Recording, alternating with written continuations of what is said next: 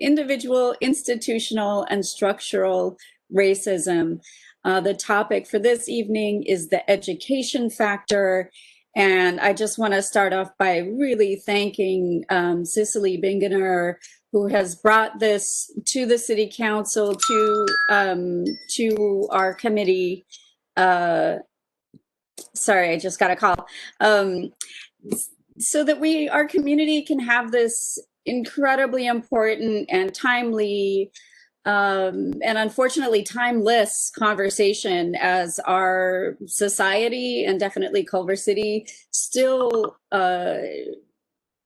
wrestles with the systemic and institutional racism that has been baked into city governance, city planning, and relations between individuals, whether we're comfortable admitting it or not. And so these are hard conversations. I know as a white person, they can be, tough to feel like, oh, how do I fit in, and how am I a constructive part of this conversation? And I think the first thing is to be a willing listener and a willing partner in this incredible work, and really just my heartfelt thanks to Cicely. And tonight we get to hear from Jaleel Howard as well. And I will read from their bios, but I wanted to hand the mic over to my colleague Daniel Lee before we do those formal introductions. Thank you, Megan. I'll be brief, though. I will say this particular topic is one of my passions and sort of what I'm focused on right now in my doctorate study. Also, when I was completing my MSW at UCLA, did a documentary on education and segregation more explicitly, not just race, but covered some of the typical topics around segregation itself and the inequitable allocation of resources based on race and ethnicity. In addition, imposter syndrome, of course, which a lot of people of color and some women as well go through living in a world that doesn't exactly support them all the time. But then also the inequities in terms of political allocation of resources. I've had a lot of great conversations with Dr. Bob Ross at the California Endowment about how these educational inequities can breed health and mental health inequities and ultimately lead to diminished life outcomes across the board. So this is a particularly important conversation. I will say, I want to remind us that it doesn't really end with high school. It's not just a K-12 issue. It's something that a number of my friends who I have spoken with, who are doctors and people of color, whether they be medical doctors or not, they had very long conversations with me before I considered going beyond my master's, and strictly cautioned me about possibly, no matter what discipline it is, being the only African American PhD student and the world faculty member, and how isolating that is, and the slow pace of change in academia, even though it seems academia is very quick to adopt a new lexicon. Actual change within the system takes a whole lot more time. So this is a complicated miasma of topics. The last thing that I'll mention that I've spoken to a lot of the people that we're fortunate to still have around from the civil rights era is the lack of instruction by people of color that students of color receive, and how that feeds into imposter syndrome. And I think it's very important for us to encourage people of color in particular to become teachers. And it's important for us to fund the salaries of teachers and their benefits. One of the largest losses with integration is the fact that there was an entire professional class that had been acculturated and have been professional for decades that was no longer able to find employment due to the fact that parents in integrated schools did not want their kids being taught by Black instructors. So I'm looking forward to the conversation tonight. As I mentioned before, and probably because of my rambling, this is one of my passions. But I'm happy that we still have people coming to these, and I'm really looking forward to discussion. Thank you, Councilmember. So now it's my great pleasure to introduce our two speakers this evening. So Cicely Bingener is a Master's of Education, a fifth-generation Los Angeles native, veteran public school teacher, and current UCLA PhD student. Go Bruins, second generation here. She's resided in Culver City for 12 years with her husband, Mark, and their 4 children who attend El Marino Language School, CCMS and CCHS.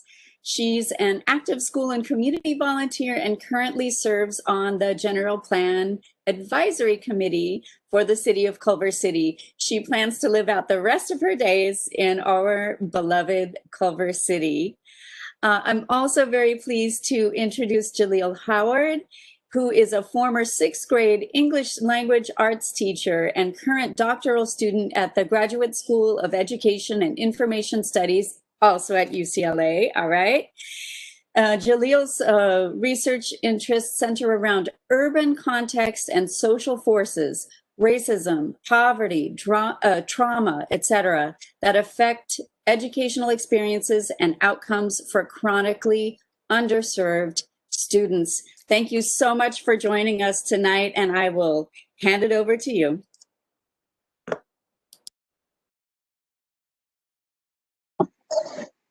All right, so we're pleased to join you guys again tonight. This is episode 3, if you've been following the series of these conversations around structural, institutional, and individual racism.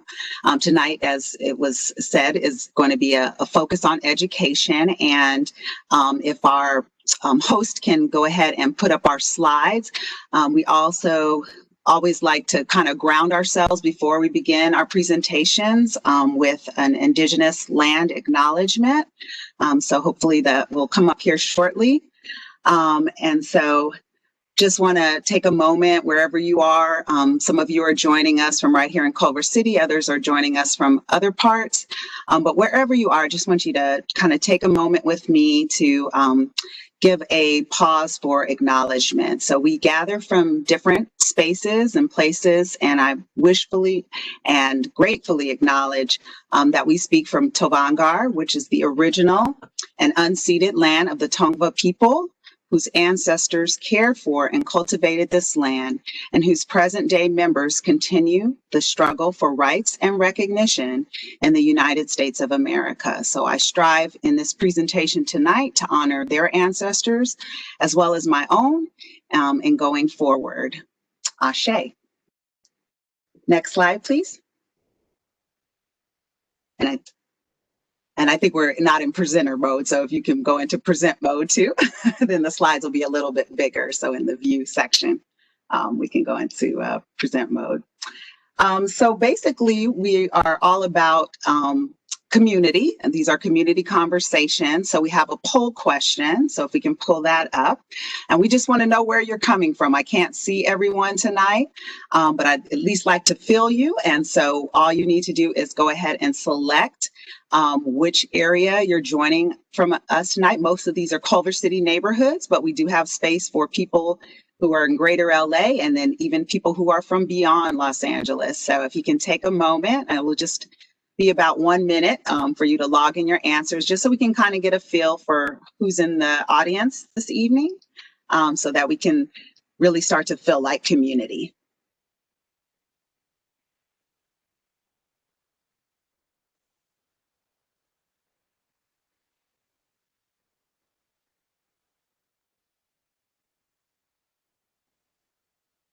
All right, so it's about 15 seconds. If you haven't had a chance to mark your answer, we are teachers, so we love to give tests. So full disclosure. And we love to give them under pressure and timing.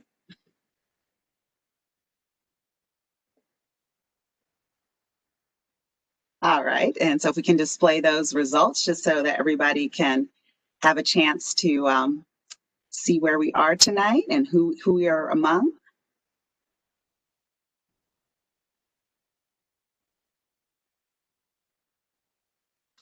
All right, so we have a good people from the esteemed guests from Greater Los Angeles. So we thank you. We have some residents in the Carlson Park veteran area in Fox Hills, West Culver City, as well as people who are from beyond. And then we have some that just want to be private. So that's fine too. All right, next slide, please.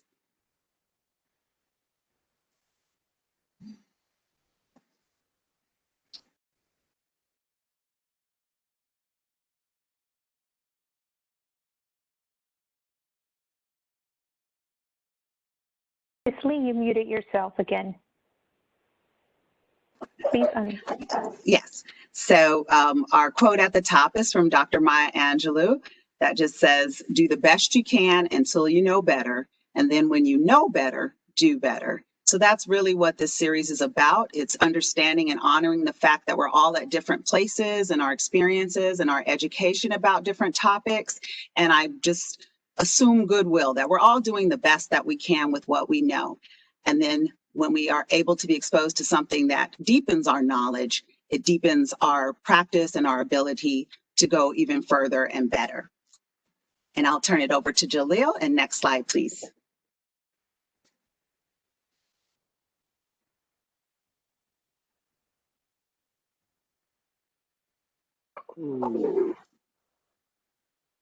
Hello, can anyone hear me? I Yes. believe I'm frozen. Oh, okay, I'm frozen on my end. I apologize for that. Cicely, I cannot read the quote right now because I'm still frozen. Can you read that off? Okay, sure. So Horace Mann, who's acknowledged as one of the main architects of public school system in the United States, is credited with this quote. Education, then, beyond all other devices of human origin, is the great equalizer of the conditions of men, the balance wheel of social machinery. So that's a mouthful, but basically, most of us are familiar with this idea that education is supposed to be something that equalizes us. It's supposed to be able to be our entryway, whether we come from a humble beginning or a high beginning. It sort of evens out the playing field. That is the theory. And so even Horace Mann went even deeper in that it was sort of like a lift all boats sort of thinking, that he really believed that education could even eradicate poverty in the United States. So it had a very, very high goal and a very noble goal. Can we move to the next slide, please? So we now have another quick audience poll, again, just a minute, and just thinking about your own opinion.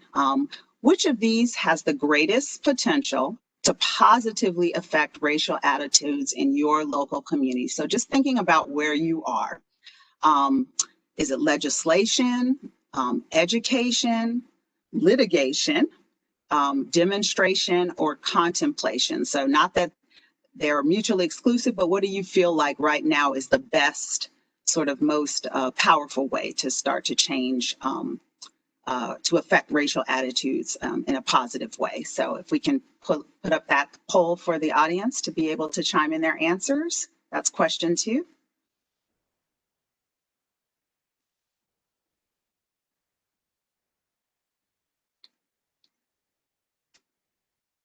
Okay, and I'm still seeing question 1 on my screen. So if question 2 could be displayed.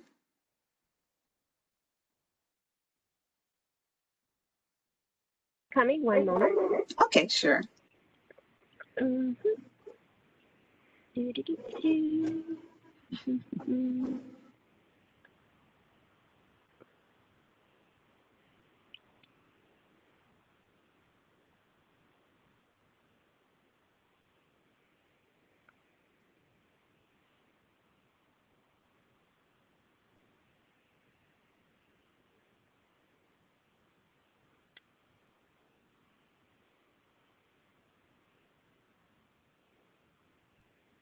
Okay, 10 seconds.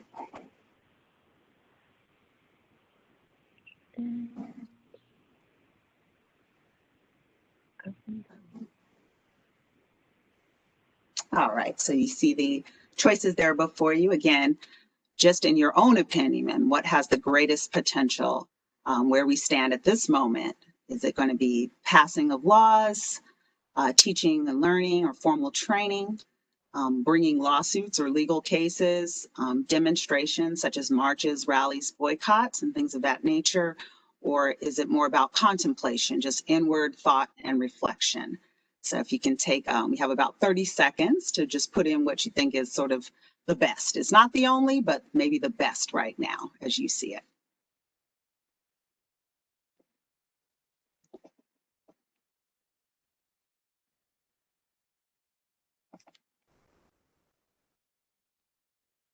All right, in about 10 more seconds to just select your answer, and we'll see what the general feeling is.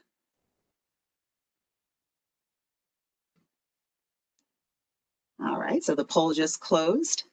Okay, we have a lot of people who believe in education. All right, well, you're in the right place tonight. But we also showing some interest in legislation, demonstration, and then some who are undecided. So hopefully tonight's presentation will give you even more to reflect about these possible needs. So it looks like Jalil is able to join us back. So Jalil, I'll turn it over to you. The case for education. Next slide, please. There we go. Yeah, so sorry for those technical difficulties. But our first quote from Thomas Jefferson on the case for an education. If a nation expects to be ignorant and free in a state of civilization, it expects what never was and never will be. And then another quote from James Baldwin, ignorance allied with power is the most ferocious enemy that justice can have. So both of these quotes get to the heart of the importance of education, which has always been an essential part of this American project. Next slide. So tonight, we really wanted to focus. Education is a huge topic, and we're going to be very intentional tonight and very forthright in saying that we're focusing mainly on elementary and high school, so the K-12, and we're focusing on public schools. So there's a lot more to say about schooling and education in general, but tonight our focus is sort of narrow in that regard. But as we want to talk about structural and institutional and individual racism in education, it's really necessary to kind of keep at the forefront, I think, these two questions. And the first is why? Why does this education system even exist? Why are school districts in operation? And then the second part of that question is for whom? Who is the system meant to serve? And so I just would like you to kind of keep those questions somewhere tucked away as we go through the presentation this evening. So next slide, please. So I'm going to take us back really briefly to the origins of our U.S. educational system.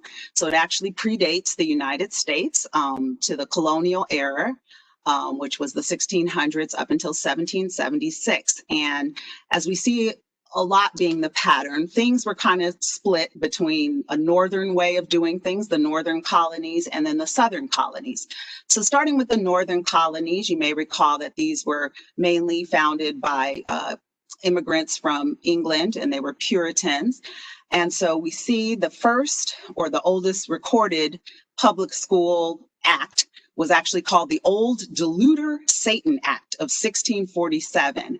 And so as the title sort of implies, it was very religious in nature, this idea of providing a public education was as a means to sort of maintain the status quo in the colonies, and that status quo being that they had a certain religious system, they had morals and codes that they lived by, and they didn't want that old deluder Satan to mess that up. And you may have heard the old adage, you know, idle hands are the devil's workshop. So it really comes from this belief that if, you know, children are sort of left on their own and there's not a, you know, a systematized way of educating them, then you're opening up the door for basically the undoing of whatever society you're trying to maintain. So they passed this act, and it compelled the various towns in the North to basically raise money through taxation in order to have these schools in their towns.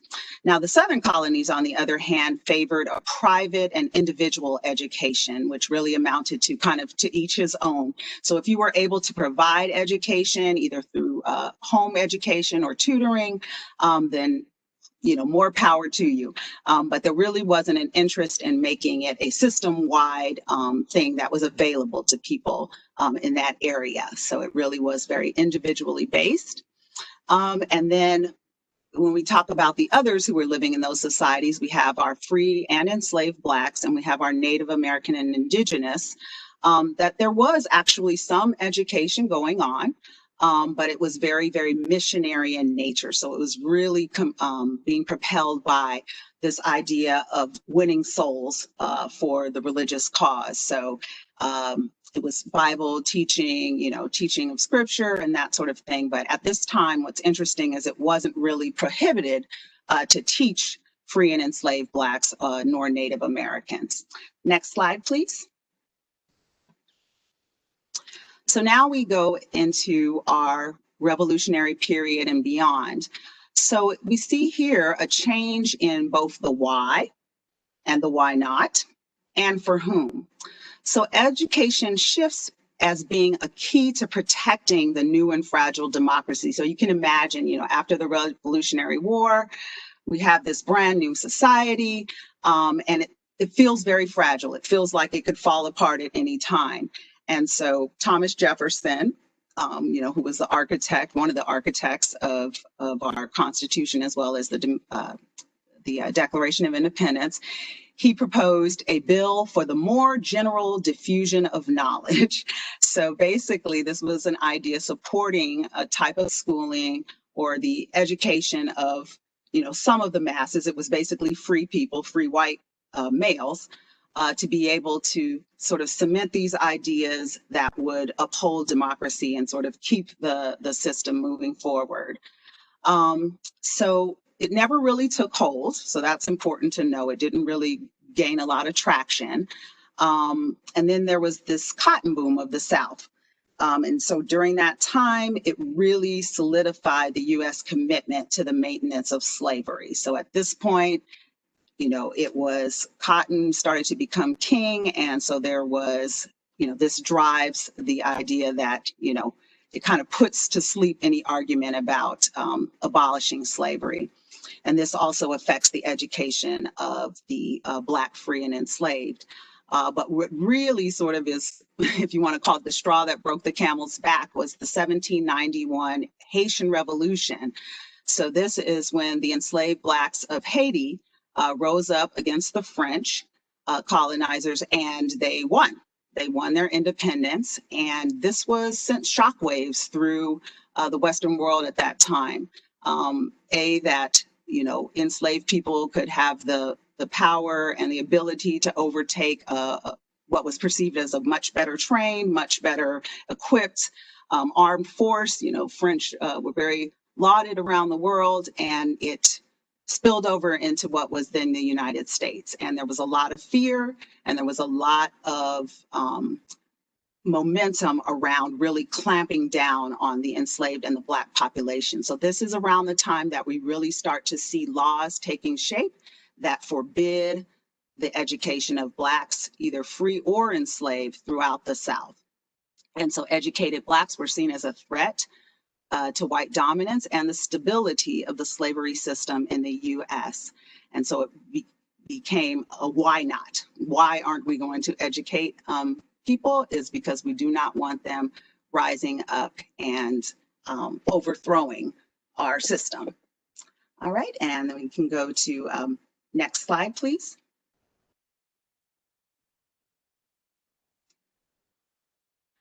So now we move into the 1800s education, and I like to think of this as a period of reform and resistance. So when we talk about reform, we're going back to Horace Mann, who was a Massachusetts statesman, and then he turned educator, and he really advocates for a widespread system of free public schools. Again, the idea is to continue to ensure democracy, We have the Industrial Revolution happening. We're getting waves of immigration. So there's a lot of support or a lot of perceived need to sort of educate people in the quote unquote American way. And then on the opposite side of your screen, if you look all the way to the right, we have his counterpart in the West, who is John Swett, and he was basically called the Horace Mann of the West. He also was here in California advocating for free public schools, and he is also the founder of what is now known as the California Teachers Association, which is the teachers union, the largest teachers union in California.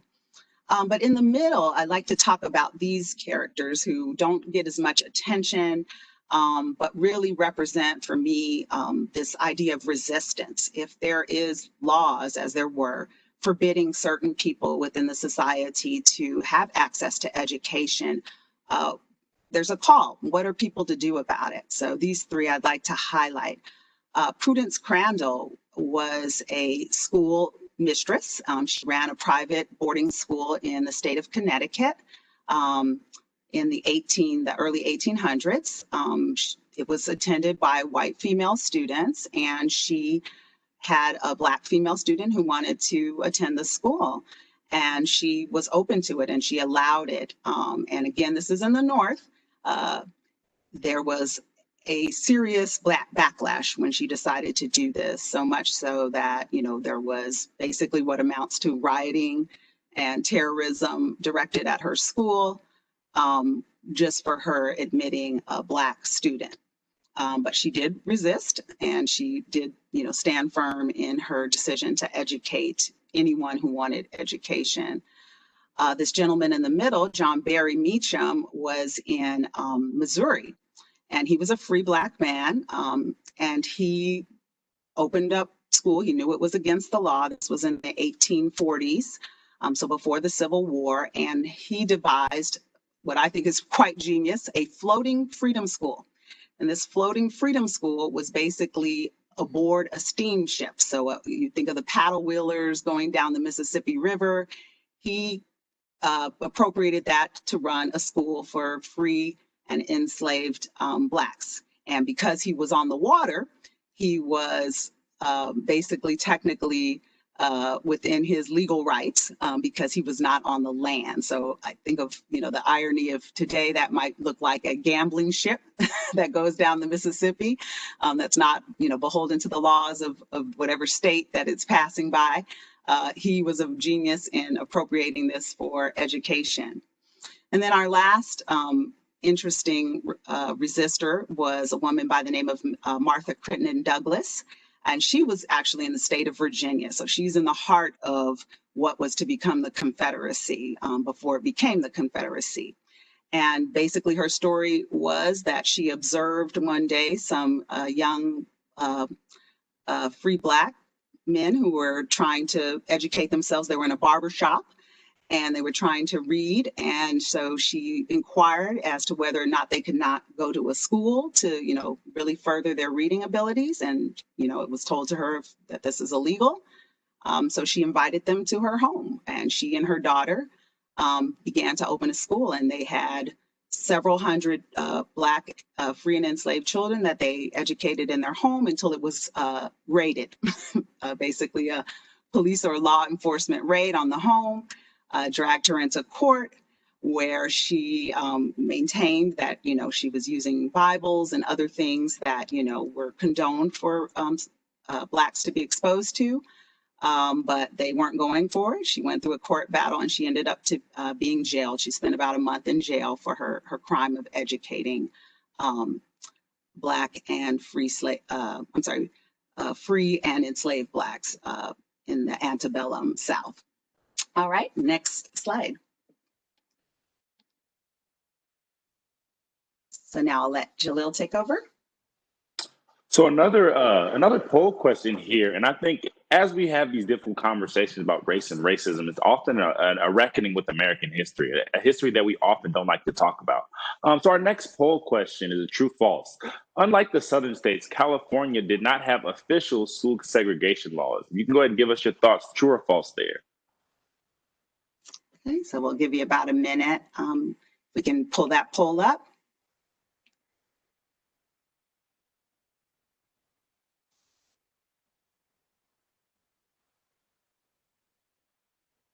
And I'm sorry.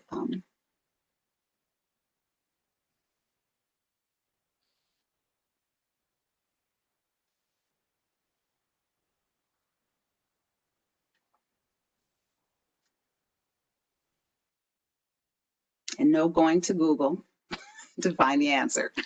We're watching you. All right, so unlike the southern states, California did not have official school segregation laws.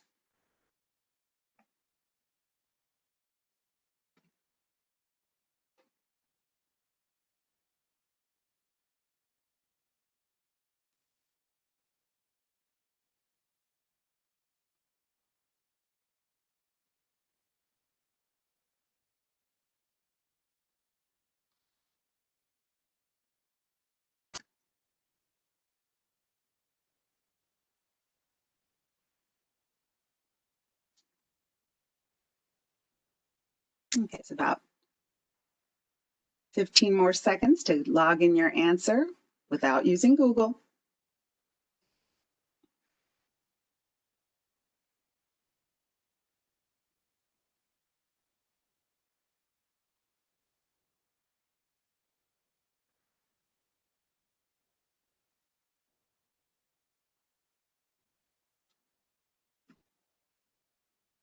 All right, and I don't know, our clock seemed to stop at 1 second. These on my screen. There we go. All right, so the majority of people in the audience tonight believe that that was a false answer. And so you are correct. That is a false answer. Absolutely, California did have segregation laws encoded into our Constitution regarding schools. And although it didn't last for quite as long as it did in other parts of the country, on the books, in practice, it certainly happened. So if we can have the next slide, please.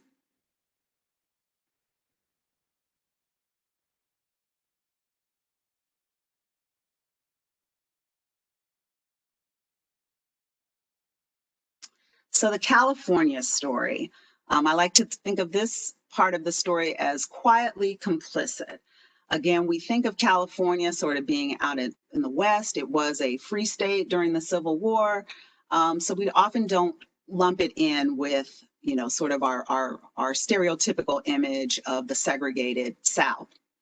But it was far from inclusive at that time in California. Particularly Mexican Americans, Blacks, and Asian Americans were routinely segregated in the schools. From 1860 to 1880, it was encoded in the laws. There was an amendment made which allowed for those students not to have to be segregated. However, that was short-lived. By 1885, there was specifically targets against Asian students in California. And so if you can see in the image, we have an image of what, this is the real name, Oriental Public School, which was originally the Chinese public school was its original name because that was the largest group of Asian immigrants at that time. But when we started to get influxes of people from Japan and other Asian nations, they wanted to make sure that they were also equal opportunity to be discriminated against. So they were also, they changed the name to the Oriental Public School so that they could also enjoy the separation. And so it wasn't officially struck down until 1947 in the Mendez case, which was in Westminster, Orange County. That case dealt with the segregation of Mexican students, which interestingly enough, it was a color issue a lot of times. If you were a dark-skinned Mexican American, you had to go to the Mexican school. And if you were lighter skinned or white presenting Mexican or Latino, you were sometimes allowed to go to school with whites. So the segregation wasn't as you know, put in stone. It was very, very subjective. So even though, like I said, the Constitution was changed and we had this case in 1947, the segregation really persisted throughout the decades here in California through discriminatory housing policy. Some have heard of redlining, and then also the drawing of school attendance boundaries. So you could sequester whites from other ethnic undesirables. And so in 1954, most of us are familiar with the Brown versus Board of Education decision, and that's sort of our paragon of, the toppling of segregated schools. But here in California, 12 years after Brown, the statistics show that Blacks, 85% of Blacks were still attending segregated schools. And when it came to Latinos, it was 57% still attending largely segregated schools. And so California, even though it doesn't have the image of a Jim Crow state, it did follow a legal code of separate but equal schooling. And we see this ripple effect even up into the present day. So we can, speaking of present day, we'll go to the next slide. So California education today, going back to that question of why and for whom. So the why. It's pretty simple. We have the 7th largest economy on the planet. We have the need to train our workforce of the future. We need to have problem solvers for the issues affecting our environment. Today is October 2nd, but it feels like it's July 2nd where I sit because it's so hot. Technology and sustainability, these are all needs for which we need to educate young people and prepare them. And then the fact of the matter is California is where all the people are at in the United States. We have the largest share of the US population right here in California of any state in the union. We have 12% of the population, and 1 in every 8 students in the United States is right here in California. But what I'd like to call your attention to on this slide in particular, if you're able to see the graphs, is that we have something in California which amounted to the defunding of schools, if you will. In California in 1978, we had the passage of something called Prop 13, which was about property taxes. Prior to that, our schools were largely funded by property taxes, and we actually had the 7th best funded public school in the nation. After Prop 78 was passed, whether it was an intentional or unintentional consequence, was that our schools lost tremendous amounts of funding, and we've really never been able to recover from it since. And if you look at the graph on the right, you'll see that the dark line is the U.S. average per pupil expenditure, and California is this dotted line, and we have approached the average, but we've never quite made it even back up to the average funding in the United States. And you can see that that graph starts in 1978, 1979. Now, the reason that I say I tie it to this conversation of structural racism is that what was also going on simultaneously at that time was we were under desegregation orders here in California. And so the face of California students was beginning to change. We were starting to see a rise in the number of Latino students. Black students were kind of staying constant at their numbers in the population. And the same people that proponed Prop 13 also did another proposition called Proposition 1A. And this was about fighting against the integration of schools. And one of the controversial issues was about busing as a method of trying to create integrated schools here in California. So that measure passed in 1979. And then by 1979 was the same year that Los Angeles School District abandoned its integration, its school desegregation rather plan. So what we look at on the graph on the left is we can see that change where the number of Hispanic students, as is referred to in this graph, really starts to eclipse the white population of students. And concurrently, we see California funding dipping for those students, or for the students who make up the population of California schools. So this just causes us to reflect. Currently, there's a ballot initiative called Prop 15 you may have heard of. And a lot of the proponents of that measure say it is about racial justice at some level, because it really is about trying to recoup some of that racially laden divestment in California public schools that's occurred over the past 40 years. All right, so we'll go to our next slide. And this poll question hits back home a little bit more. So what is your impression as it relates to racism in Culver City schools? So we have a scale here. Either there is no racism in Culver City schools, there are mostly small interpersonal instances of racism in Culver City schools, racism is embedded in institutions and structures at Culver City schools, or racism is equal parts institutional, structural, and interpersonal. You have about a minute to solve this if we can get that poll question up.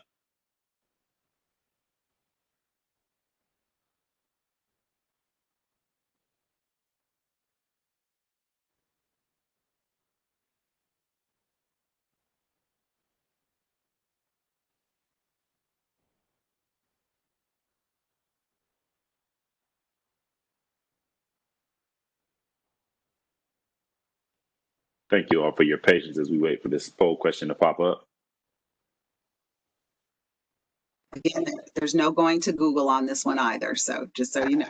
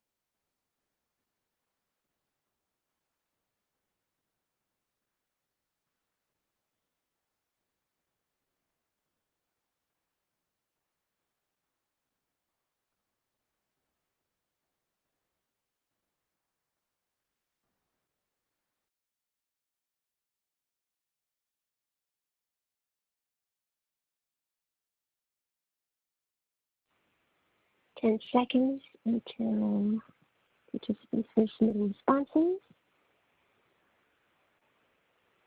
2, 1. Okay. All right. So it looks like a lot of the majority of the answers were in the D category, so that there is a blend. No one said that there was no racism in Culver City schools. All right, so now we're kind of bringing it home a little bit.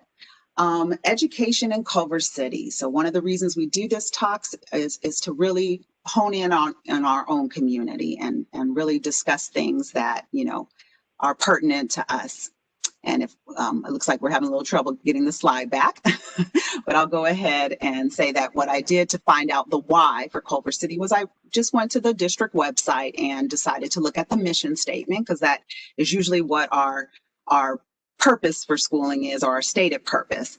So the mission of the Culver City Unified School District, a diverse haven of excellence, is to ensure that each student possesses the academic and personal skills necessary to achieve his or her highest potential as a valued, responsible member of society by providing challenging, personalized educational experiences in a safe, nurturing environment, and by fostering a passion for teaching and learning with committed parent and community involvement. So I think this is a very all-encompassing statement, and what I really words that jump out are diverse and excellence, and that each student, so that really each means all. So we have about 7,144 students that are served in our Culver City Unified School District. This data is from 2019. second graph is a little harder to see the details, but if you go down to the race and ethnicity, you can see that we have quite a diverse student body with, fairly significant representation across many racial and ethnic groups. And so there is something called the California Dashboard, which is where this data is taken from. And it's basically like a state issued report card for districts and schools. And it is really what we see when we go to the dashboard and look at Culver City Unified. It really corroborates this mission statement about excellence and diversity that exists here. So if we can go to the next slide, please.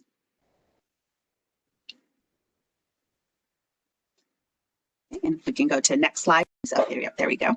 So this is a little bit more in depth about the California Dashboard.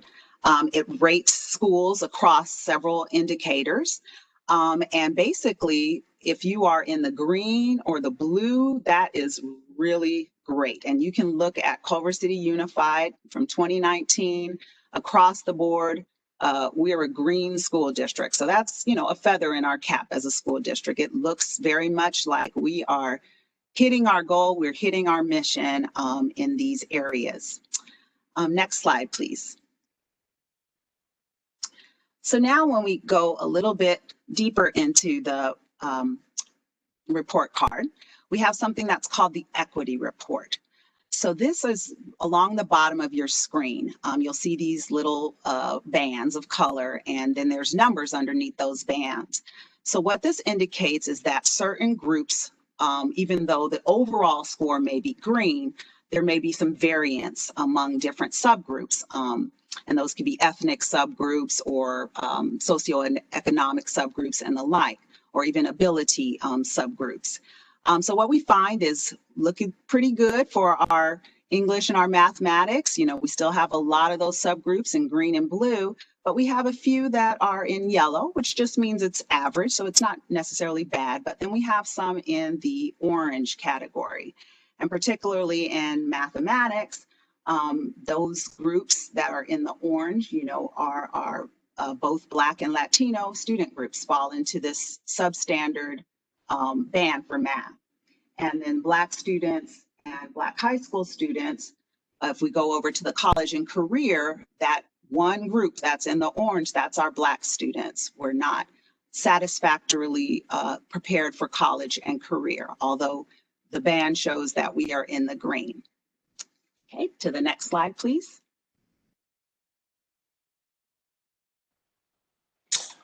Yeah, so I have the pleasure of doing presentations for school districts and for different schools in various settings. And before I do them, I always like to get some background information on the districts and the schools that I'm working in. Schools are rarely comfortable admitting that they have a problem serving students of color, but they will often say our students of color struggle, or our Black boys are a struggle. So if we look at Culver City, you can please hit the next slide.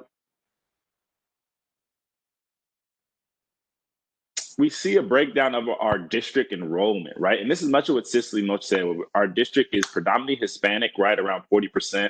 We also have a large number of white students at around 26%. And we see Black students are fairly represented around 15%, right? So then when we think about discipline, we expect our discipline data to look the exact same as our district enrollment, or at least very close to it. Could we please hit the next slide? Right. So then we look at this graph. The sirens in my head start to go off a little bit, because we see that Black students are only 15% of district enrollment, but they represent 40% of the in-school suspensions. Right. Then we see our Latino students are 39% of district enrollment, but only 25% of suspension data. Our white students are 11%. Our white students are 26% of those enrolled, but only about 11% of in-school suspensions, right? This tells me that something's happening here, right? All of our students are not being disciplined the same. And this matches a lot of our national trends around discipline for students of color, unfortunately, right? We know that Black students are 3 times more likely to be disciplined than white students, even when they're doing the same type of infractions that white students are committing. And this is especially troubling because when we're having these conversations about systemic racism, we often talk about mass incarceration, right? And the disproportionate representation of Black folks in our prison system. We know that Black folks are only 13% of the US population, but we're 40% of the prison population. Now, this is relevant to what we're talking about in terms of school discipline, because we know that students who are disciplined are more likely to fall in the school to prison pipeline, right? If students are pushed out of school, that's not good for our young people, and we know this. It drives them towards dropping out, which increases the likelihood of them ending up in prison, right? So these are real issues that we have to tackle. Could we go to the next slide? Right, so then if we could hit one more time, and we see our district enrollment up here once again. The other area that I always like to look at when we go to these school districts is gifted and talented, right? This is where we find where our best and brightest students are at and see where they're represented. And we once again would expect that to look very similar to our district enrollment. Can you please hit another slide?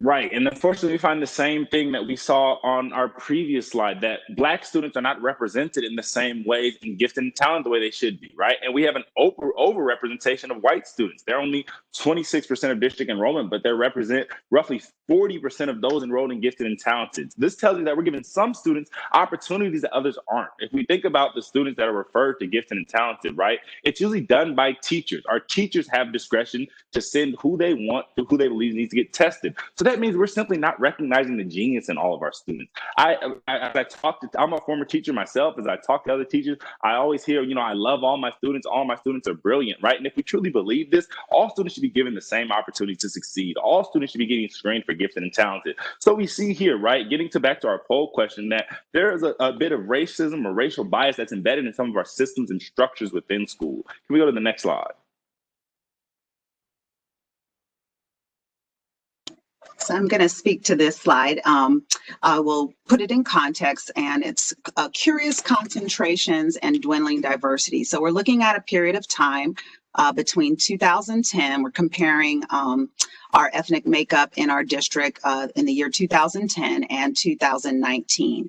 And this is information that's available from the California Department of Education. So the top graph or screenshot is showing all of our elementary schools. So I really wanted to focus on our elementary schools because these are our feeders that go into the one middle school that brings kind of everybody together, and then the one high school that again merges everybody together. So I wanted to really dig into, sort of what are the pictures at our elementary schools. So what we see is that in 2010, the school El Rincon was 37% African-American students. Now, if you look at the bottom graph in 2019, that number or that percentage has dropped to 23, roughly about 24%. In 2010, La Bayona was 67% Latino, and now it's about 60%. Farragut was 41% white in 2010, and now it's actually up. It's 47% white. And both the Black and Latino populations at Farragut have dropped significantly from 10% in 2010 to just about half of that now, 5%. Latino went from 27% 10 years ago to now just 16%. At El Marino School, which is one of our, it's not a neighborhood school, it's a school that is selected by lottery, and it has dual immersion programs in Japanese and Spanish. It was 6% Black, and now it's just about almost 4%, about 3.8%. And it's Latinos numbers actually went up from 30 to 34%, and the white percentage actually went down from 32% 10 years ago to now about 21.9%. Linwood Howe, which is our fifth elementary school, was 10% Black, and now it's about half, about 5.3%. It was 44% Latino 10 years ago, and now it's just 34.6% Latino representation. So what these numbers sort of speak to is what many scholars have described as the resegregation of a lot of the schools in California, and looking at our city and specifically. And the journalist who's known most prominently right now for the 1619 Project, Nicole Hannah Jones, refers to it as curated integration. And so this idea that other scholars have found something called the bliss point, that if a school becomes too non-white, it has a tendency to drive away white parents, and they will not send their children to school. Now, it doesn't, we are actually below the bliss point. The bliss point is about 26%. So in order for white parents in the studies that they've done to send their children to the school, they want to see that they're about 26% of the population. If it's lower than that, there's a reluctance in the studies found. And then also the UCLA Civil Rights Project has concluded in its most recent release on school segregation is that the interesting thing is that desegregated schools are associated with minorities' heightened academic achievement. And the key part of that is not so much, I mean, the achievement is wonderful, but here's the key for parents that are looking for a certain percentage is that there is no corresponding detrimental impact on white students. So when we introduce or have greater minority representation in our schools, it has never been shown to adversely affect the white students that are there. And so I think this dispels the common myth that the minute you start introducing too many ethnic minorities, that the school is going to somehow be corrupted, that the curriculum will be watered down by a significant minority presence, and that just hasn't bared out in any research to support that. And so these curious concentrations, we pretty much can look at our 2019 data and we can pick out which school is the Black school. We can pick out which of these elementary schools is the Latino school. We can pick out which of these elementaries is the white school. And so I just did a little, very, very crude experiment. I asked my children, and I have 4 of them, and I said, without them, I asked them separately. I said, just tell me in your mind, rate the elementary schools in Culver City in order of excellence. Now, of course, they're biased. They went to El Marino. So that made number 1. But each of them said, without hesitation, without being able to rank all of them, they said, last place is El Rincon. All of my children answered that way. And so then I dug a little deeper and I said, oh, that's interesting. Why would that immediately come to you as last place? And they just said, that's where the bad kids go. And I said, okay, well, tell me more about, the bad kids. And so my children, attend, they're in AP classes. They've gone through the honors track. They've all been identified as gifted and talented. They said, those students aren't in our AP classes. They're not in our honors classes. So this is why we perceive that they must not be excellent. And I looked at the California dashboard, and actually they do score very high in the academic department, actually better than El Marino in the English language arts department. But this is the perception. And so if it's perceived by even young students who don't have experience, that it calls into question what is the perception by teachers, administrators, prospective parents, and that sort of thing. So just something to think about. All right, next slide, please, and I'll turn it over to Jalil.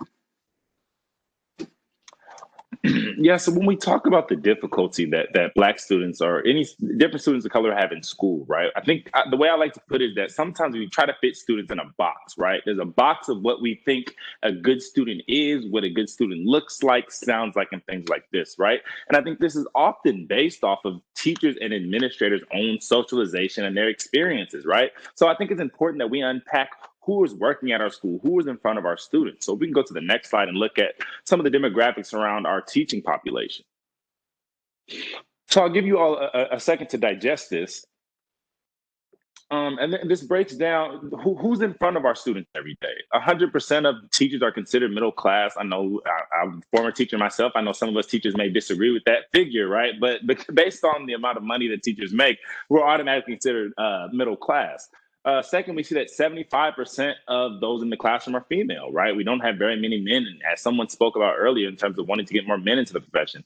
And 90% of our population is monolingual. This is particularly important because we know that our bilingual student population is continuing to grow, in particular in California, right? And when we go back and look at our gifted and talented data, we don't see an overrepresentation of Latino students who may be bilingual, right? We know now that students who are bilingual are functioning on a much higher level than some of our students who are monolingual. So we have to make sure that we're tapping into our potential. But overwhelmingly, it's clear here that the majority of our student population of our teaching population is middle-class white women. And that's not to say that this population cannot educate students of colors. I'm by no means saying that. And I don't see these numbers changing anytime soon. But what I am saying that it's important that we're using different strategies to get to know our diverse student groups, right? It's more important than ever that we are doing intentional work to get to know our students. Can we go to the next slide?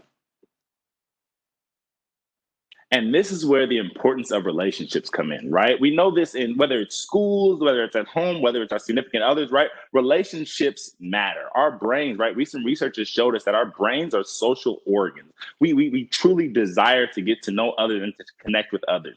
They say that when we're forced to be isolated and forced to be away from others, it causes real physical pain, right? When students are in trouble in schools, we isolate them, thinking that will do something positive, but it does more negative, we now know, right? When folks are in prison, the one way that we punish folks who are already being punished is to put them in isolation, right? So when our students are in school and they cannot make those connections with others, they're suffering, right? And I'm going to put the onus on educators to take the time to get to know these different student groups so we can create a sense of belonging across the school. Can we go to the next slide? Zaretta Hammond, in her recent book, Culturally Responsive Teaching in the Brain, talks about going beyond the surface, right? And you can see this tree. I'm not sure how clear it is on your screen, right? But this is her culture tree. And she says there's different levels of culture, right? We typically think of culture as an all-encompassing thing, but she breaks it down to different types of cultures. She says there's surface culture, shallow culture, and deep culture. And I think, unfortunately, within education, we often stop at surface culture, right? We get to know the different holidays that diverse student groups may celebrate. We get to know the different foods that students may eat, but unfortunately we stop there, right? We'll get to learn a little bit about you at the beginning of the year in our get to know you surveys, but throughout the year, we're not always building upon these and getting to truly know who our students are, right? We ignore the parts of our students, and that often creates conflicts. If I can share a quick story from my time in the classroom, I was in my second year of teaching, right? And this gets to when we're talking about shallow culture, right? And one of the things in shallow culture is personal space or cultural norms. And I had a student, a young Muslim lady, right, who was one of the best students in my class. I won't say her name on here, right, but we can make up the name Emily. She was one of my best students. She always finished her work on time, always got A's, never had an issue with her whatsoever. One day, I was responsible for hosting detention. And then when I went in there, to my surprise, she was in there for ditching. And I couldn't believe this young lady was in here for ditching. We all know that some students you just would never expect to see in certain situations. So I called her over to my desk and tried to understand why she was in there. And she told me she was skipping a teacher's class because he had made her feel uncomfortable. And I didn't know what that meant. So we had a bit of a conversation, and after some probing, I realized that this particular teacher had a habit of hugging students whenever he was trying to show his excitement for their good work or just to show that he was happy to see them, whatever it may be. But for that student in her culture, right, men who are not family could not place hands on young ladies, and that made her feel very uncomfortable. She tried to have a conversation with him about it, and he took it as normal, teenagers not wanting to be bothered with adults, right? But it was something much deeper, right? There was a cultural tie there that created a certain amount of conflict that resulted in this young lady being in trouble. And I eventually did have this conversation with him and I told him, and he felt terrible, right? He was in no way ill-intentioned in this situation at all, but it speaks to the power of listening, right? And how we have to take the time to get to know who our students are. And then below shallow culture, right, we get to deep culture. We have to understand what our students value. Zaretta Hammond in her book says, deep culture is like the roots of a tree. It is what grounds the individuals and nourishes the mental health, right? If we want our students to truly be well in our class, because we know that when students are not well, they cannot learn and function as their best, we have to make sure that we're tapping into who they truly are. Some of us unintentionally are creating hostile environments that simply do not work for some students. And then we see some of the statistics that we looked at earlier. But we have this amazing tool that we can use, to get to know students better and to continue to improve things. Can we go to the next slide? The power of listening, right? Listening is everything. I was told growing up, we have 2 ears and 1 mouth, so you need to make sure that you're listening twice as much as you speak. A great quote from Cornelius Minor, one of my favorite authors, says, "Our journey starts with an understanding that there's no great good that can be done for people if we do not listen to them first." Powerful teaching is rooted in powerful listening, right? It's time for our educators to realize that this Gen Z, this new population of students we have, they want to be heard and they will be heard, right? So can I get the next slide? Right. First, create spaces for student voice. I think it's by time that we start to receive feedback for our students, in particular, our student groups who we know are suffering in school, right? We will come up with plan after plan for these student groups. Teachers will sit in their offices, administrators will sit in offices and come up with plans, but rarely do we include students in this collaborative process to find out what's working and what's not working, right? So we have to make a space for student voice, in particular for our students who we know are not being served well. Next one. Secondly, we must engage in practice in the classroom that are responsive to the needs of our students, right? One of my grandfather told us all the time growing up, right? You can't have gas in your car and not go nowhere. So this, as I relate to this, is we can't listen to our students and hear their stories, their struggles, their needs, and not do anything with this information, right? So it's time that we enact these things in our practices. As we find out more about our students and who they are, we have to incorporate that so that our learning environment feels inclusive and doesn't exclude students who don't fit into that box we spoke about earlier. Next slide. Right. And lastly, we cannot respond to our student needs unless we're aware of our student needs, right? This goes back to the idea of feedback and communicating with students. If we go back to the top, if we go back to a previous slide, if we think about it, right, our teaching population, if it is mostly white and mostly female and middle class, we may not understand poor Black students in ways that we think we do, right? So it's important that we're having these conversations to get to students, because with an ever evolving student population that is not matching our teaching population, it is irresponsible to continue to carry on in the manner that we have been. Next slide.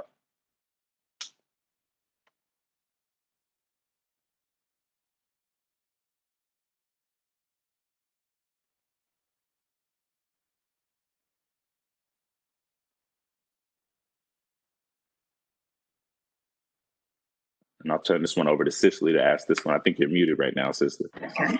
So our final poll for the evening, so we can get the poll ready, is that if we're trying to make Culver City education a great equalizer, as Horace Mann posited, we can start to think about what matters most in our opinion. And again, this is not mutually exclusive, but we have to start somewhere, and we can't start everywhere at the same time.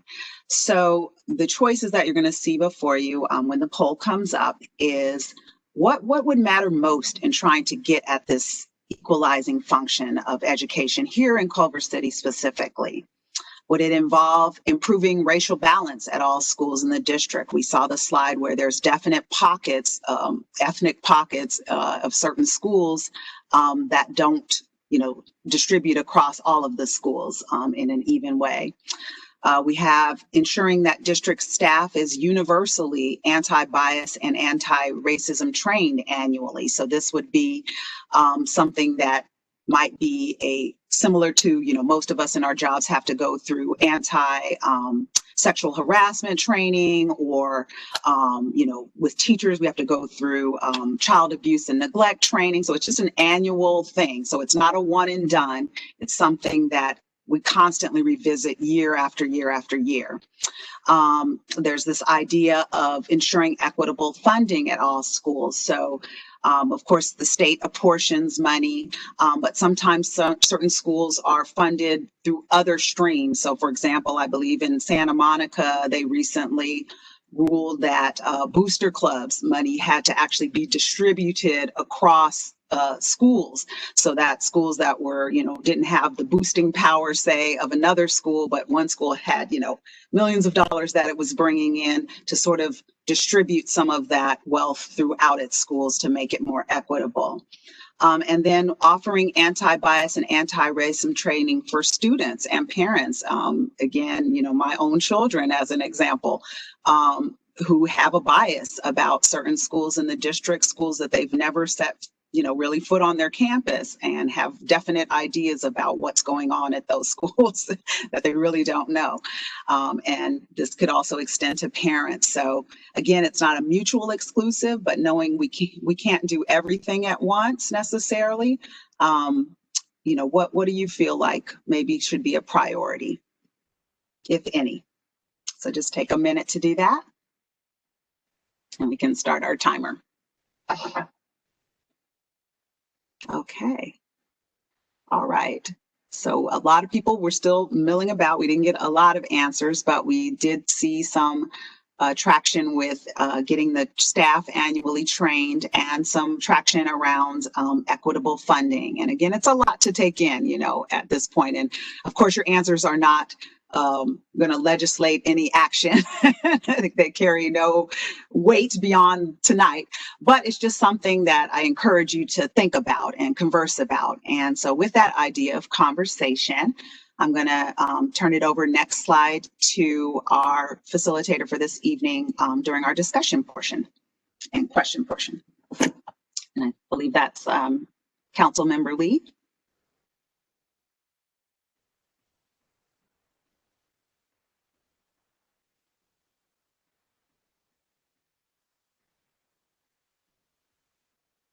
Well, while we're waiting for Councilmember Lee, let me take this opportunity to thank you for this fantastic presentation, and that getting some of this context, I think, is really incredibly important. I've so often heard pushback when race is mentioned in any context, but oftentimes people will say, well, we're not racist, we're diverse, everything is good here, we're fine. This is what the type of stuff that happens in other communities, not Culver City. And there's a lot of Culver City pride, but sometimes that pride can be blinding. And so I just want to thank you for anchoring us in the history nationwide, but then also anchoring us in our local data points that paint a picture that is not aligned with what a lot of people think or want themselves to be. And so that's really important. So I see my colleague, Councilmember Lee, and if you want to lead off the discussion, please do. Sure. Thanks once again, Cicely and Jaleel, for your comprehensive presentation. I'm curious if either of you presenters have any particular issues that you'd like to open the discussion with. I mean, I know there's a lot in the context of what we've been talking about from the city level in terms of reallocation of funds. When it comes to public safety, that a lot of students in particular have picked up on. And there's a lot that the city and the school board learned from some self-organized events that some of the kids in the district had. And I wonder if you have any thoughts or questions, or if anyone on the call does, or comments about the intersection between education and how school security and or school law enforcement relates to the school to prison pipeline in the context of who's targeted. And last I guess it's been about 7 years now, but in the last decade, there was a very large ruling in LAUSD about willful defiance and the over application of the very vague term of willful defiance to Black and brown males in particular, but Black and brown students of all genders, and how that had a incredibly negative impact on their ability to get an education. I think there is a lot to be said, even if you're at a school, whether that be primarily one race or hopefully integrated, if you still remain a target in that school due to the institutional structures that we have more broadly in our society, but also those institutions, on the school level, then you still can't get an education. if you're still the target. And I'm curious first if our great presenters have any comments along those lines, and then if any of our participants would like to get on stack to ask a question of our presenters or to make a comment, please put your name into into the chat. And if you're on the phone, try not to wait. We'll go to you very quickly to see if you have any questions after we hear from the presenters and the first few participants who are on the internet. But first, presenters, if you have any questions along those lines. I'll just chime in, Councilmember Lee, on this idea of funding. And I just want to clarify for any of the listeners, because this often gets confused. The funding for the city, of course, is a separate pot of money. Education in California is funded by the state, and then some local property taxes. But the lion's share, as it now exists, is coming from the state. And so cutting like the police budget at the city level wouldn't necessarily trigger any new monies into like the Culver City School District. However, you brought up the question of school security and school policing as a line item within school budgets, and certainly as the slides show that there has been a decline in the funding for California schools ever since 1978 in California, and so every dollar is precious, right, in our schools, and has to be very, very thoughtfully, handled and put to its very best use. And the question is whether that best use involves, policing, armed security, and that sort of thing. So definitely there is an intersection there with, a school that is already, or school districts that are already generally underfunded when compared to the rest of the country. But then with that very small amount that we get, are we, in essence, wasting it on things that are not absolutely necessary or at the degree that we're making them necessary? And it also calls into the question of, again, who is the schooling for? You may have been familiar, as I was in my childhood, and watching, shows that depicted schools, and there was something called a hall monitor. And the hall monitor was the police of the school. It was usually a student or, someone who was unarmed, but they wrote tickets or whatever. You were chewing gum in the hall, in the bygone era. And this sort of policing function was done by students themselves, or, personnel within the school. It wasn't the job of a police officer or a security officer, for that matter. And you can also argue, that times have changed. There's, more availability of guns, whatever, you want to argue. But also it's important to look at who are those schools serving that are overly policed and, have large amounts of their budgets allocated for this type of security. So it's not an answer in terms of one way or the other, but it certainly is something to consider when there's precious little money to begin with. How that money is being spent. So that's what I'll add to that. Thank you, Cicely. And I brought up that question in particular because the Culver City government actually does fund the police that are in our schools. And we've been approached by school board members to consider perhaps if that money could be spent in some other way. And I know there was, I don't think it was this budget cycle, but there was an allocation to add another resource officer to the school. And they asked us specifically about other options for those funds. But I wasn't really necessarily talking about policing specifically, but how discipline acts in schools and how it targets Black and brown people. Jaleel, I'm wondering if you have any comments on that.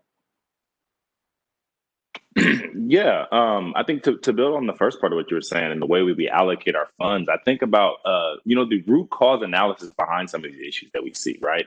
If we're noticing that students are fighting, right, or if we notice that students are skipping class, I think it's always important that we find out why. And a lot of schools are turning towards funding for therapists or counselors instead, and finding better results, right? Because then we're dealing with the social emotional needs of our students. But when you talk about the way that Black and Brown students are targeted in schools, right, and I think about a lot of the training that teachers receive, right? Because we know that teachers have bias, right? Administrators have bias when we come to the classroom, and that's not just white teachers and administrators, right? Even folks of color have these same type of bias, and they present themselves in a number of different ways. And that's when I go to the quality of professional development that teachers are receiving. And it cannot be a one-time thing, right? These anti-bias trainings are not a vaccine or a cure for racism, right? This is the thing. It's almost like, if I can make an analogy to antibiotics, okay? Antibiotics, you can't just take it once and then everything's good. You have to continue to do these same type of trainings over and over and over again, because you can't unlearn 40 years or 50 years of socialization in a one-time training, right? If we really want to do better by our Black and Brown boys, it's time that we put the time in on the training those around them to really understand their circumstances and to really do better and change practices. I'm sorry. I'm just going to ask if we can go into outside of the presentation mode so that we can see one another in this portion of the dialogue. Thank you. Thanks. And since I don't see any hands in the chat yet, I'm going to ask if, and I'm not sure if it's Michelle who's on the line, but anyone from IT can possibly check to see if there are people on the phone who might have questions. Also, if you are here with us on video and you have questions, either put your name in the chat, or if chat's not working for you, unmute and just call out. So this is tech support from IT. For any call-in users, if anyone would like to comment, please press *3 on your phone. Thank you.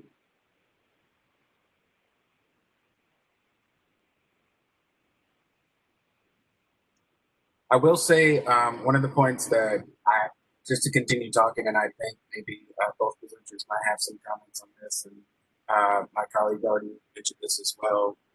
One of the things that I think it's hard for people to understand in some context is the difference between diversity and inclusion. I think in a lot of our institutional structures, particularly in the last 10 to 20 years, they've become incredibly diverse. A lot of times, as in the Culver City School District, I don't think we have as many diverse teachers as we should. But generally, a lot of our institutions associated with the school, with the district, the school board are very diverse.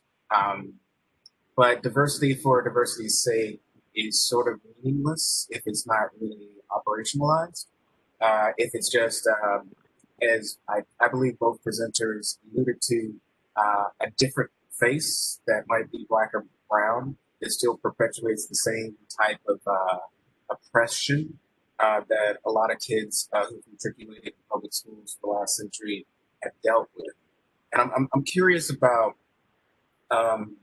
either of the presenters or anyone on the call's thoughts in terms of how to move beyond diversity.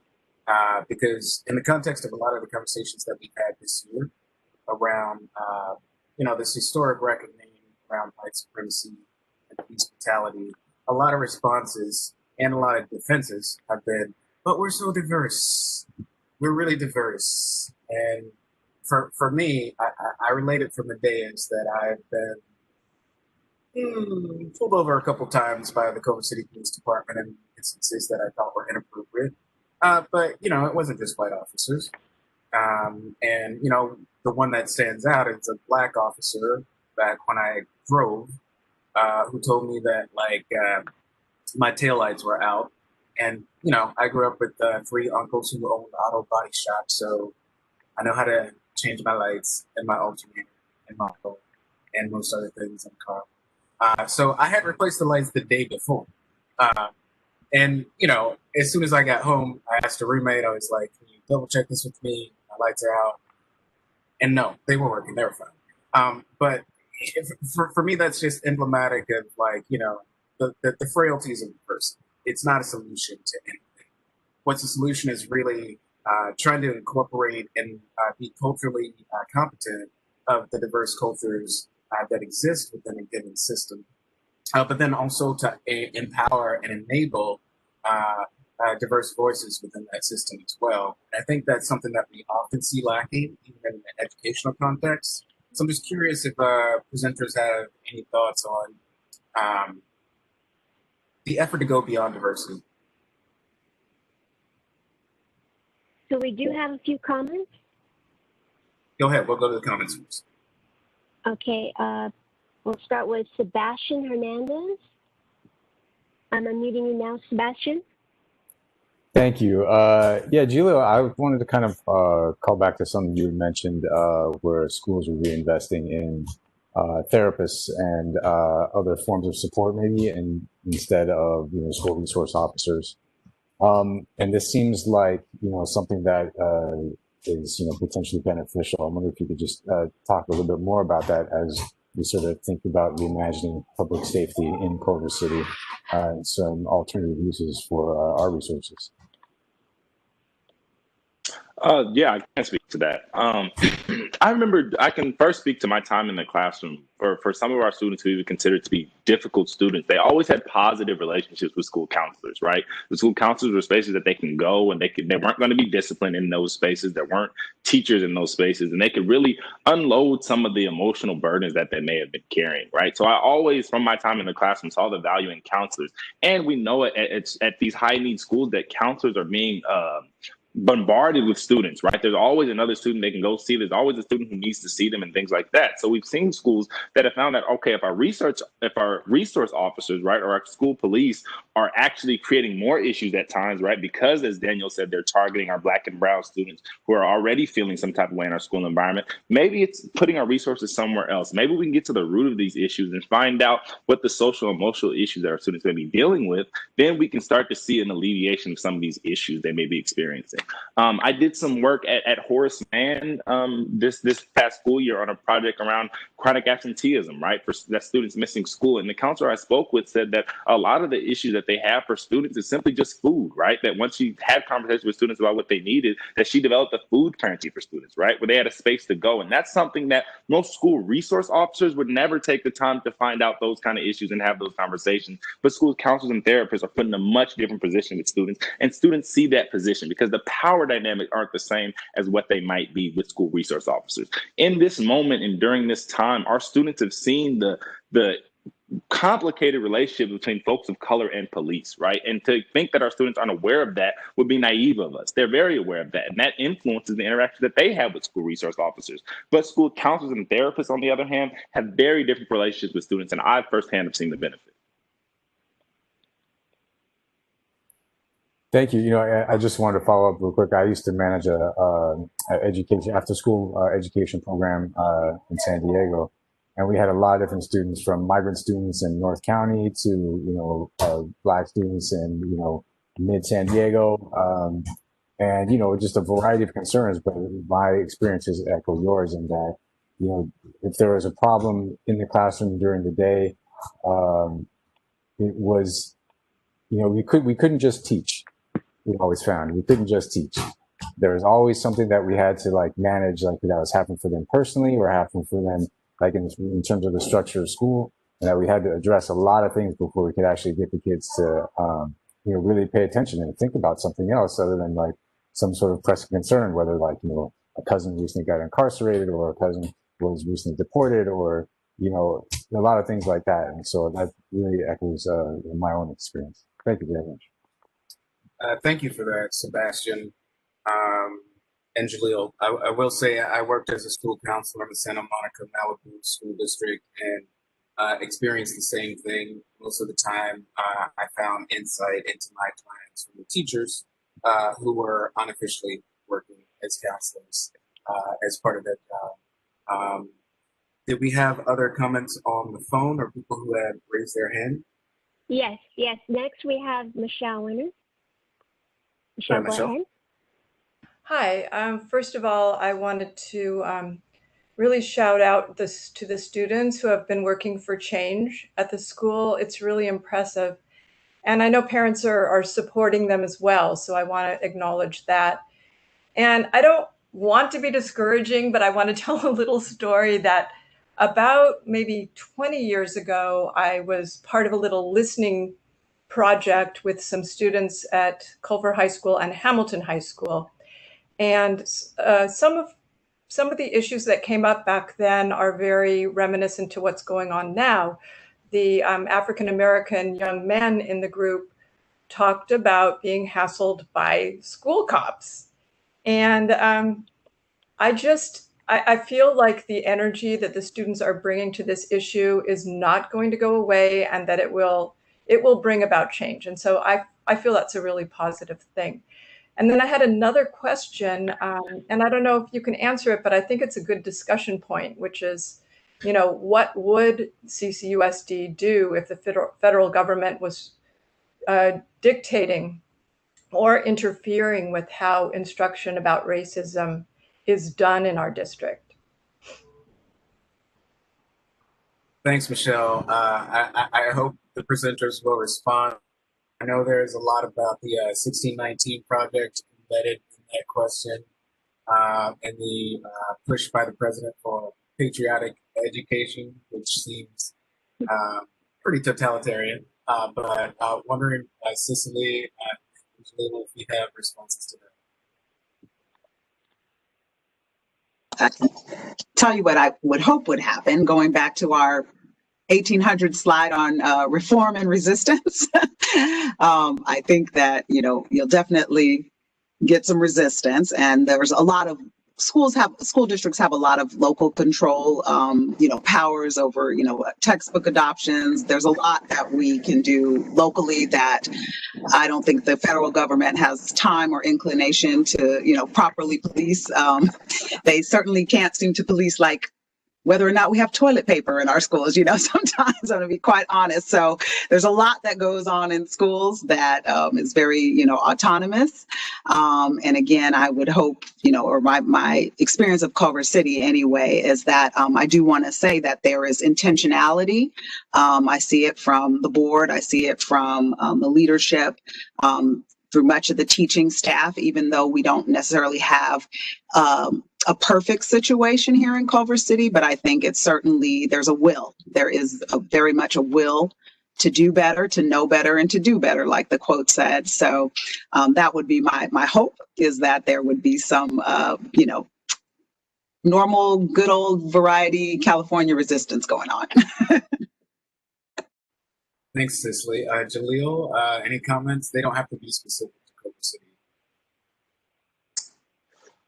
Yeah, I think just thinking about the president's recent claim in terms of stopping funding for these types of trainings around racial sensitivity and things like that, I think it's frightening. He says that these are anti-American propagandas that go against our core values, right? And I don't think any of these professional trainings go against our core values, right? I think it's reckoning with the ugly past to help us move forward, right? We realize that we've had a race problem in America for as long as America's been America. And it's time that we have these conversations, because the more that we're starting to, things bubble up, things get ugly, right? But if we can address them head on and have these meaningful conversations, then hopefully our students move better and each generation afterwards can continue to be better.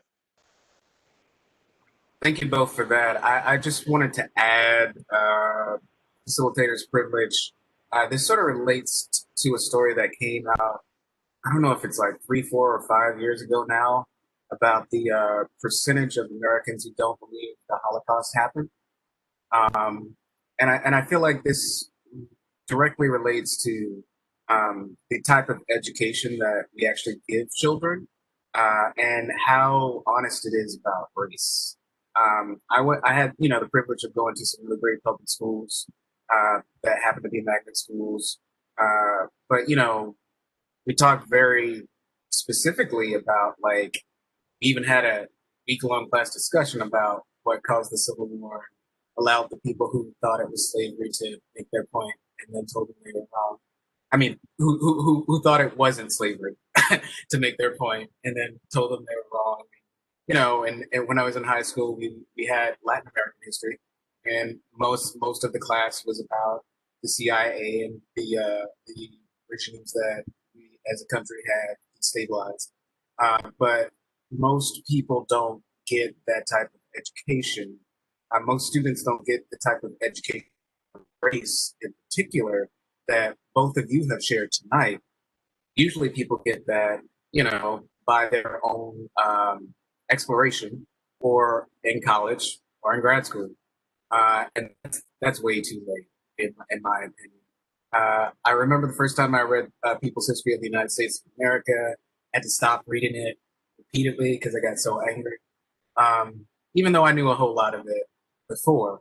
But can you talk grading some of the stuff that you've shared with us tonight, really more actively into just normal education? I know we have some great programs and some great classes in Culver City, particularly in the high school, but there's a lot that's left out. Like, there is a lot that is left out. And there's a lot that, you know, to the comments, the president's comments around like patriotic education, which are on this, as you said, and to the lack of belief in the Holocaust. Those are worrying things that should worry us, that should scare us, that should move us to action. But what are your thoughts around really making an effort to provide more comprehensive education that doesn't shy away from race and oppression? Yeah, I think first it starts with, like you said, expanding our curriculum, right? I know when I was in school, I got a very, to be frank, white and cookie cutter curriculum, right? We talked about white history. The books that we read had white characters and things like that. But we know that true meaningful literature for our students provides what researchers call windows and mirrors, right? Mirrors into your own reality, but also windows so you can see what's going on with others outside of your own sphere, of your own environment. I think also I'm going to put the onus on teachers and educators. I think when during this pandemic, right, when we saw the social unrest and things like that, I had a number of teachers reaching out saying, like, how can I be better? How can I teach my students more about this topic? And I flipped it back on them and said that now more than ever, especially during this pandemic, I think we've all learned at least something new that we had never learned before, right? I started a podcast myself. My parents started gardening, right? People got way outside their comfort zones and did things, right? They found things out because it mattered to them. They cared enough to take the time to go on YouTube, to search things, to watch things, whatever it may be, so that they could be better and do something different. So for the educators who say they really care about their students learning more about diverse groups, right? It's on you at the end of the day. I'm going to take my time to read about different things. I'm going to take my time to educate myself on different topics. So I think obviously, yes, we have to expand curriculum at the district level to make sure it's more inclusive of diverse student groups. But I also think that educators have to take the time to educate themselves, right? Teachers have to be willing to learn. Once you're done learning, you can't teach anymore, right? At that point, it's time to get out the profession. I wanted to do a very quick time check because we've got about 15 minutes left. I was curious from Valerie how many comments we have left so we can make sure to give everybody a chance to ask their question. We currently have 2 more. Next, we have Haifa. Haifa, if you want to go ahead. Oh, can you hear me? Hello, this is Haifa. Yes. Thank you for pronouncing my name. This is one of my stories too, because people couldn't pronounce my name, but it's not about you at all. I'm sorry. I moved to Culver City in 2000. I was with a young child, and the reason we moved to Culver City is because we wanted a good school district that's pretty much middle class. We live in Santa Monica, and I wasn't really wanting to live there, so I wanted to middle class and diverse, what have you. And I heard about the incredible school called El Marino, and I said, wonderful, I'm going to teach, I'd love to see my son learning Japanese. So when he was out, I went there with my stroller one day to check on the school and how to apply. And I don't think I looked the part to the admins that were in the front desk, and they told me it's a lottery and you have to have Japanese descent before you apply to the program or what have you. So I said, okay, thank you. And I decided that Culver City Schools were not for me, really, because I was really appalled the way they treated me. I mean, there's not to go into the gory details, but I just didn't like the way they treated somebody, the way they looked at me and treated me. And so, so I went to a private school from then on.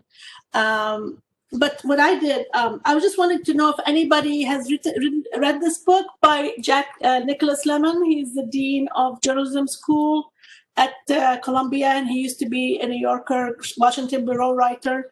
And this is a big test about the SATs, and actually it was an equity test, but it became the Black students didn't really do well on this darn test. And but no, I don't know if anybody in the panel has read this book. It's really a wonderful book to read, and that's one of the things I did in 2003. I bought this book to see what happened. Can you mention the title, because I could not see?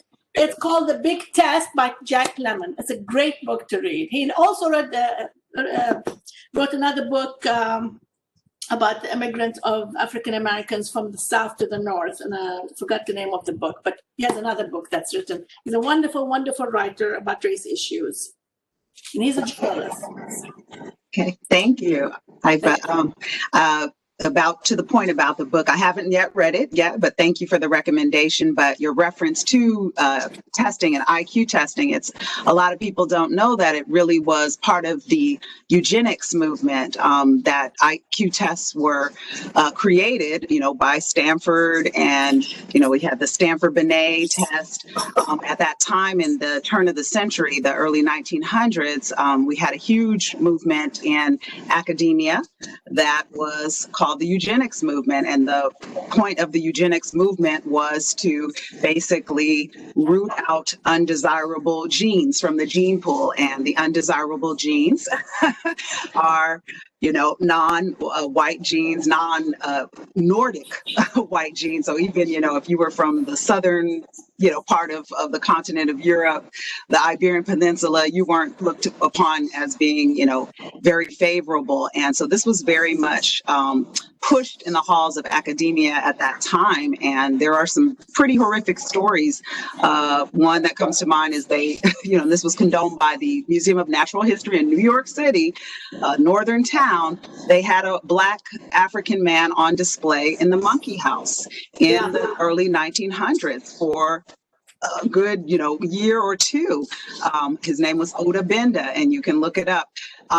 And so this was, sanctioned by Columbia, by, major universities.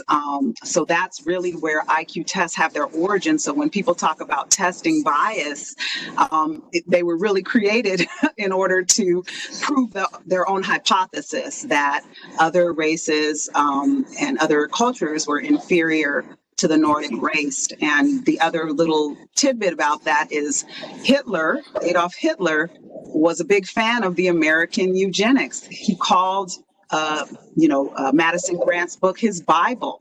That was his playbook that he used to enact the Holocaust. So it really didn't originate in Nazi Germany. It originated right in the halls of academia here in the United States. And you find that in many history books. I went to USC and they had the Von Klein Center. And he was a eugenics. We didn't know that all these years. It's embarrassing. So thank you. Thank you, Haifa. Let's go to the last question, and then so we can give our presenters a little time to wrap up at the end. Okay, lastly, we have Dr. Elisheva Gross. You're on mute. Go ahead. Thank you. You totally nailed it on my name. That is amazing. Thank you. Hi, I'm Elisheva Gross, a Culver City mom, resident, and faculty at UCLA, where I'll be upfront and say this is a bit more of a comment than a question, but I do want to thank you all so much. Thank you to Mayor Solly Wells and Councilman Lee, and to our amazing panelists and everyone for being here. I'm reminded of, first, I do have to echo what Michelle said. It's heartbreaking but also just, I do have a lot of hope. in this moment. And I too am just so inspired and hopeful about the students in our schools. And at the same time, I don't think there's anything inevitable about positive change. Not at all. And I think I'm reminded of the work of my colleagues at UCLA, Sandra Graham and Jana Juvonen, who have been studying diversity in urban high schools in California for many years now.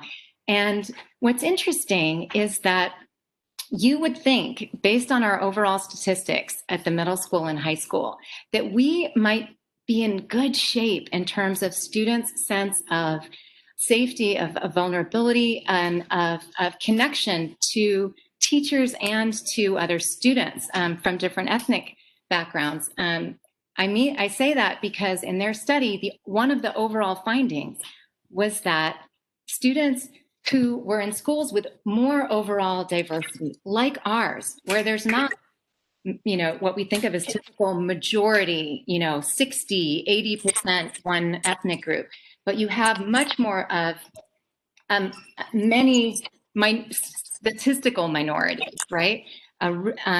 They actually fared better on these outcomes. And that's true across ethnic groups. Everyone on the whole benefits when there's more school level diversity. However, so then we must think like, well, then what are we doing wrong? What is going on at Culver City that this is not a success story? I think the panelists did excellent, presentation of the sobering statistics here. And this is where the subtitle here is actually even more important. And that is that diversity matters in academic course enrollment. And that's where, when there's diversity in the academic classes, students from all ethnic backgrounds benefit. They feel less vulnerable, more safe and connected to schools. They perceive more fairness to all ethnic groups in their teachers, and they feel less distance from from students in other ethnic groups.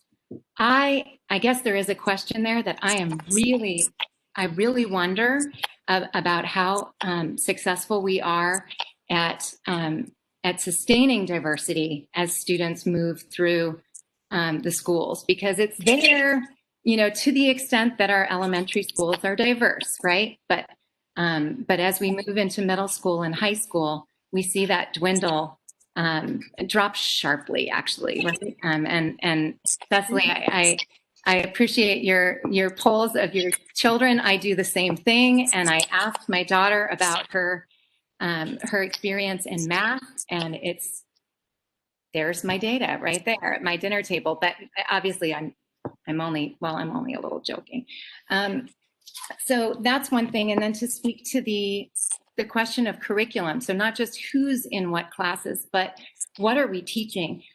I really hope it's changed in the last year or two, but I'm worried that if children are continuing to build missions, I really feel like I should be marching over to every single elementary school and burning their toilet paper rolls and their popsicle sticks.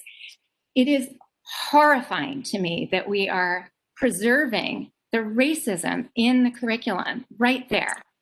It's unconscionable to me, frankly. And that's a stark example of it, but I think it's everywhere in our curriculum. I have to agree with Councilman Lee there. I don't think it's necessary. I fully agree that there are teachers every day. I hear them on Zoom, engaging my children at the middle school in really addressing what's happening day to day. We have a natural, if frightening, curriculum unfolding in our civic and political life. But we owe that to all children. And then finally, to speak to the question of mental health services, I absolutely agree. And I think much more funding is needed there, because as it is right now, my kids have a great relationship with their guidance counselors because I am fluent in education, being a PhD, feeling at ease and full of privilege, marching up to my kids' guidance counselors and asking for special help or can you change this or that? That's not anti-racism right there, not at the individual level and not at the systemic level. So I have a part in that too, but we need funding so that every student has enough attention from guidance counselors and from mental health professionals.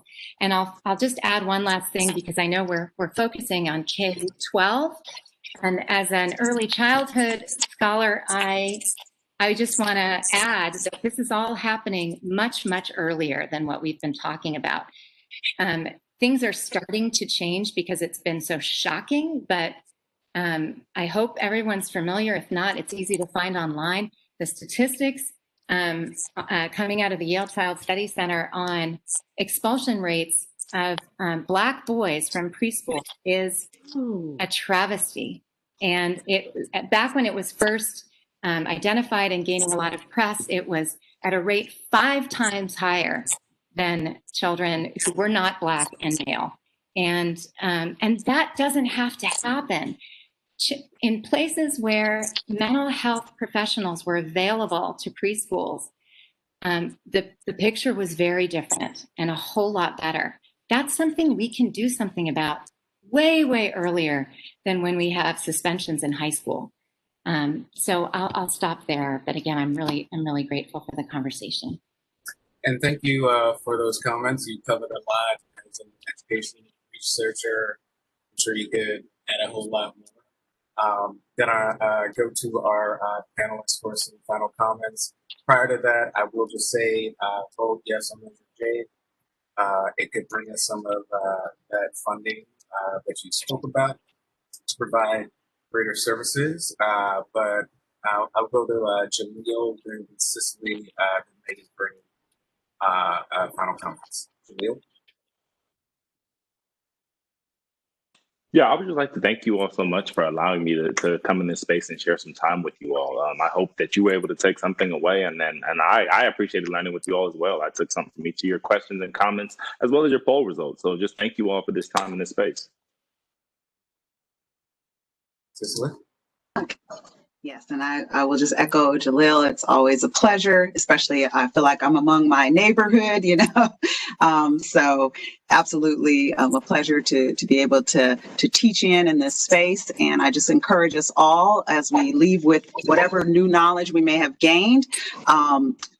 Another quote by Maya Angelou is, when you give, when you learn, teach. So you don't have to be a licensed educator to have a conversation, to spread the word, and even think about how we as a community, before curriculums and textbooks change, how are we changing our community education as just civil neighbors to one another. So I encourage us to continue these conversations beyond this evening.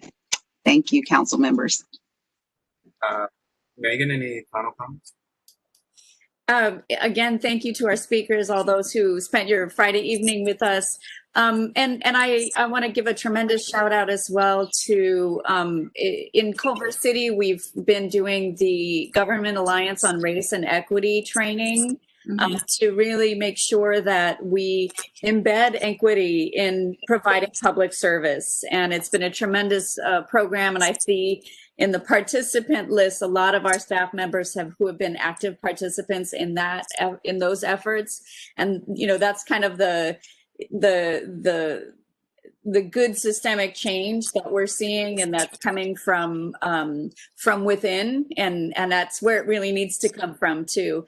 And then also just a huge shout out to our school board, who is really looking at this and taking it seriously. They've got a lot of great, like an equity plan that has been passed recently. They've, have an equity committee, and a lot of dedicated parents who have recognized what you've uplifted tonight and are really focused on righting those wrongs and making that change. We know the change takes time. Dismantling racism is going to take more than this year, more than next year.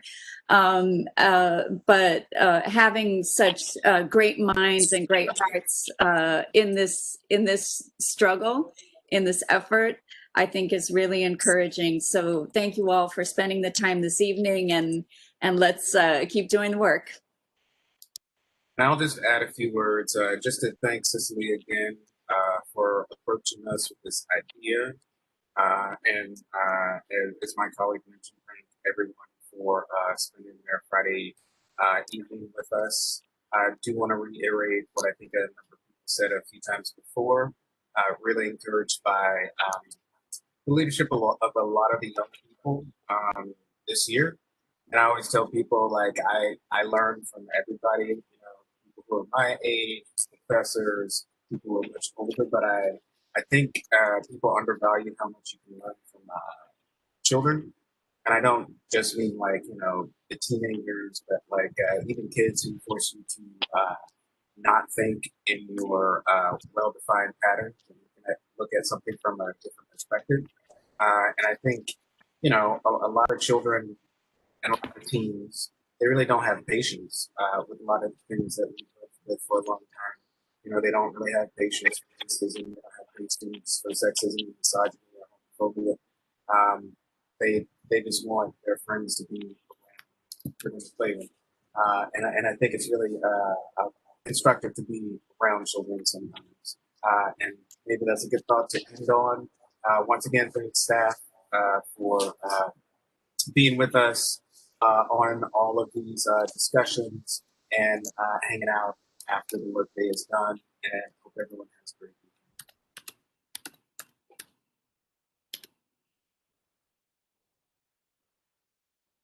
weekend.